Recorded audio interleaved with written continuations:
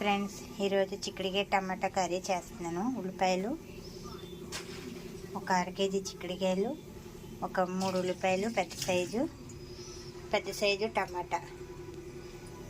Pan వేసుకొని oil వేసుకుంటాం.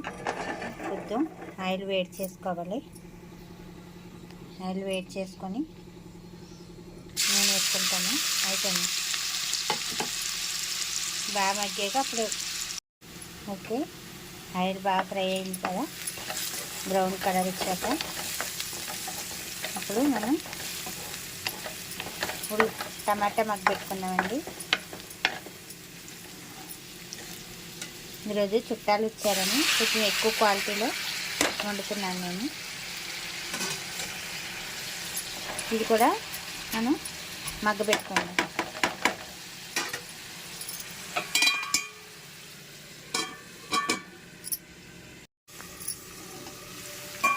Okay, ఇలా ఫ్రై అవుతుంది కదా, చూసారా 2 కలర్స్ ఎలా కనబడుతున్నాయి. ఇప్పుడు 2 కలిపేసి మనం కలిపేద్దాం. ఓకే, బ్రౌన్ కలర్ వచ్చింది కదా, ఇప్పుడు మనం చిక్కుడుకాయలు వేసుకున్నాం. ఇందులో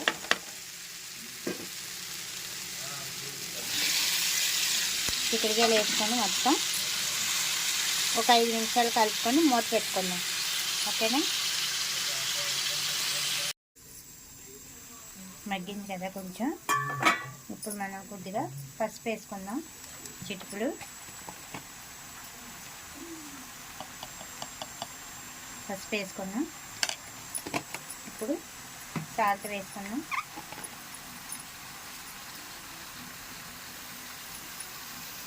మీకు రుచికి తగ్గట్టు మీరు వేసుకోండి.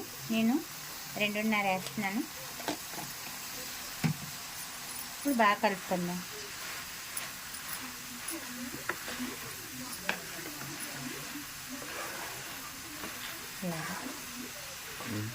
ఇలా కలుపుకోవాలి.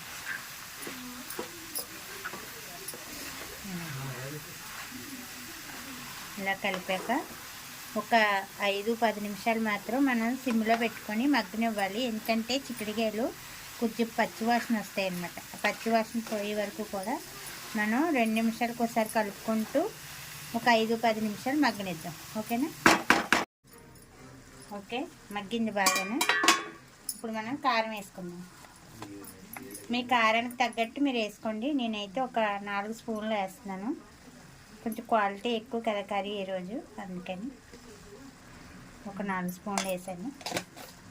ఇప్పుడు బాగా కలుపుకుందాం.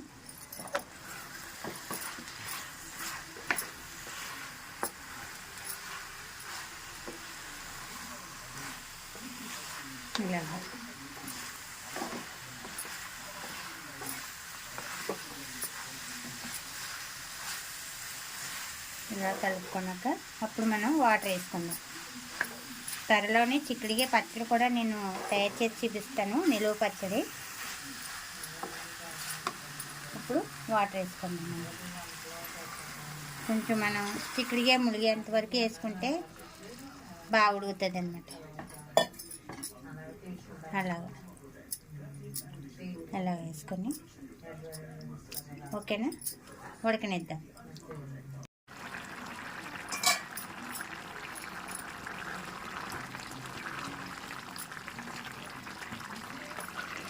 కొంచెం దగ్గరగా అయ్యింది.